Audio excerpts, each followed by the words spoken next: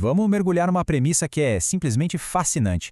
A ideia de que o destino histórico de uma civilização não é obra do acaso. É muito louco pensar nisso, mas o sucesso ou fracasso de um povo é profundamente moldado por suas restrições geográficas. Não é só uma questão de onde as pessoas viviam ou dos costumes delas. Estamos falando de como a própria configuração da Terra, ou a falta de recursos nela, ditou se aquelas sociedades virariam prisioneiras das próprias fronteiras ou se avançariam para se tornarem os grandes mestres do mundo conhecido. É como se a geografia fosse literalmente o roteirista oculto da história humana. E isso levanta uma daquelas perguntas provocativas que vai guiar toda a nossa análise de hoje. Afinal, por que algumas nações conquistaram os oceanos, enquanto outras fogem deles a todo custo? É uma exploração incrível sobre as raízes do poder marítimo. E o mais interessante é perceber que a resposta, na grande maioria das vezes, não estava na coragem inata de um povo ou num avanço tecnológico que surgiu do nada, mas na mais pura e crua necessidade imposta pelo ambiente ao redor. Para desvendar como isso funciona na prática, aqui está o roteiro da nossa análise. Ponto 1. A geografia como destino. 2. O Império Fluvial do Egito. 3. O monopólio marítimo da Fenícia. E 4. A rede marítima grega. Então, vamos direto ao nosso primeiro tópico. Ponto 1. Geografia como destino.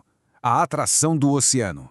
Antes da Revolução Tecnológica Moderna, a natureza era soberana, né? Ela ditava inteiramente a relação de uma sociedade com o mar. E aí entra um conceito genial chamado mentalidade marítima. Basicamente, é aquele momento de virada em que uma nação desenvolve uma consciência coletiva de que o mar não é um obstáculo gigantesco, mas sim a principal fonte de sobrevivência, de comércio e até de unidade política. O curioso é que enquanto algumas nações forjam essa mentalidade de um jeito super orgânico, outras sofrem de um, digamos, estranho silêncio e de uma indiferença total em relação aos oceanos, o que, claro, atrasa todo o desenvolvimento delas.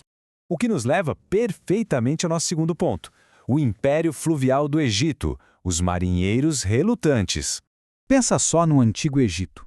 Um império absurdamente rico, avançado e que, no começo, não queria ter absolutamente nada a ver com a vastidão das águas abertas. Zero interesse. A grande espinha dorsal deles, o motor de tudo, era o rio Nilo. E esse rio era de uma generosidade incalculável. Ele fertilizava as terras com tanta eficiência que mantinha o foco de toda aquela civilização voltado firmemente para o interior, para a agricultura, para a pura estabilidade. Por outro lado, as costas ao norte, ali no Mediterrâneo, e a leste, no Mar Vermelho, eram exatamente o oposto. Eram águas super perigosas, sem abrigos naturais para a navegação básica daquela época. Ou seja, formavam uma verdadeira barreira de isolamento ao redor de um oásis de fartura. E a geografia não definiu apenas a economia, ela moldou a própria cultura egípcia até o osso. Faltava madeira na costa do Egito, madeira boa mesmo, para construir barcos capazes de encarar o mar aberto. Mas quer saber? Ia bem além da falta de material. A cultura desenvolveu aversões religiosas fortíssimas. Existiam preceitos sacerdotais reais que pregavam o medo e a repulsa ao mar. Loucura, não é? Assim, a sociedade prosperou como uma civilização puramente continental, totalmente agarrada às margens do seu rio Salvador. Mas a pura necessidade de progresso acaba quebrando qualquer barreira de isolamento. Com o passar das dinastias, os governos foram forçados a olhar além do horizonte. Os faraós começaram a quebrar esse tabu, organizando expedições estatais pelo Mar Vermelho, simplesmente porque precisavam importar o raríssimo incenso da Arábia. Mais tarde, líderes expansionistas, como Ramsés II, moveram o centro político lá para o delta, abrindo o país ao contato com outros povos navegadores.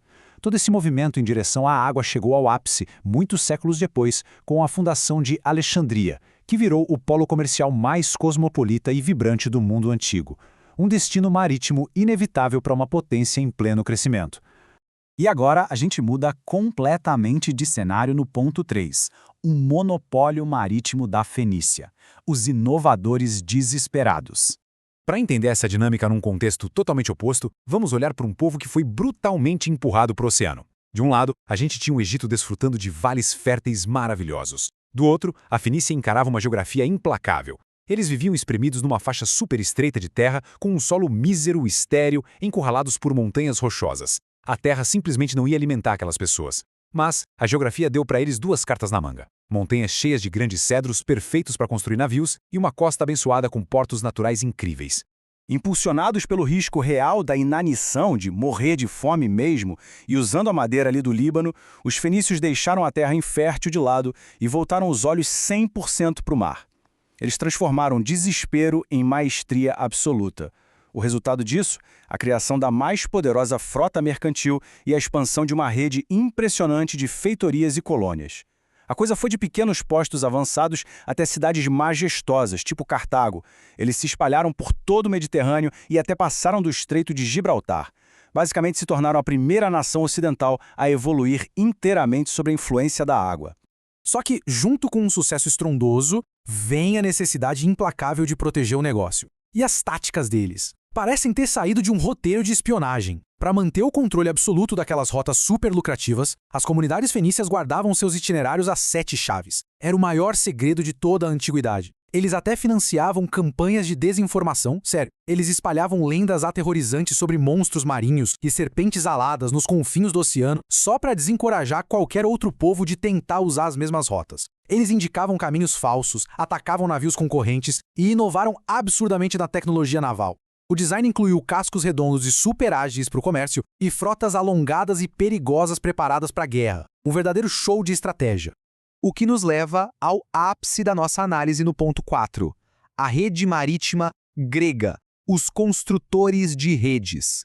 Na história marítima, os monopólios quase nunca sobrevivem ao teste do tempo. E as condições que os gregos enfrentaram eram tão adversas quanto desafiadoras. A geografia da Grécia era um quebra-cabeça bizarro. Um solo rochoso e super fraco para plantações, misturado com uma invasão profunda do mar por entre a terra através de golfos gigantescos, além da existência de ilhas incontáveis. Tentar viajar por terra entre aquelas cidades-estado era, para dizer o mínimo, um pesadelo logístico. Então o mar parou de ser uma fronteira e virou, literalmente, a única artéria capaz de conectar, abastecer e manter vivas aquelas populações todas fragmentadas. Foi aí que a pura macroeconomia de sobrevivência entrou em ação. O problema iminente era a fome crônica. Potências inteiras como Atenas não produziam trigo suficiente. A única solução? O mar. Eles precisaram criar rotas massivas para importar grãos de lugares muito distantes, como o Mar Negro, o Egito e a Sicília. Mas espera aí, como financiar toda essa importação vital? Aqui entra a genialidade que criou o motor econômico grego. Eles pegaram o azeite, que crescia super bem nas poucas áreas viáveis que eles tinham, montaram uma indústria gigantesca para colocar isso em ânforas de argila manufaturadas e exportaram tudo. Foi uma jogada de mestre que uniu necessidade agrícola com manufatura e exigiu navios numa escala industrial surreal para manter a sociedade girando. Para colocar isso em perspectiva, 250 toneladas. Esse era o espantoso volume de carga que os grandes navios mercantes gregos passaram a aguentar no auge do seu comércio marítimo. É muita coisa. E para sustentar toda essa engrenagem vital de trocar azeite por grãos constantemente, aconteceu um salto tecnológico quase que obrigatório. Para mover todo esse peso pelas longas distâncias marítimas, aquela dependência extenuante dos remos ficou para trás. Eles passaram a dominar a navegação impulsionada pelo vento e pelas grandes velas, revolucionando de vez a logística e a eficiência do transporte de todo o mundo antigo. Olhando para toda essa jornada, fica um alerta severo e perfeitamente aplicável aos dias de hoje. Existe um perigo gigantesco quando um país resolve ignorar a influência profunda dos oceanos. Fenômenos como um estranho silêncio, de uma grande indiferença ou até de um conformismo nocivo sobre os assuntos marítimos afetam direto a vitalidade econômica e a posição estratégica de qualquer nação. A história já provou e repete sem parar que virar as costas para a economia oceânica é perder a capacidade de prosperar num cenário cada vez mais globalizado. Afinal, quando a Terra não dá sustento ou quando um vale fértil demais gera um conforto excessivo, fica muito claro que o destino de um povo passa invariavelmente pelas suas águas. O que nos deixa com a reflexão final. A geografia atua como uma fronteira que isola e prende, ou como um empurrão inevitável para construir novas frotas, buscar novas rotas comerciais e conquistar o desconhecido? É algo super importante para se pensar quando observamos como cada nação deve navegar os desafios do seu próprio cenário natural para definir o seu futuro hoje.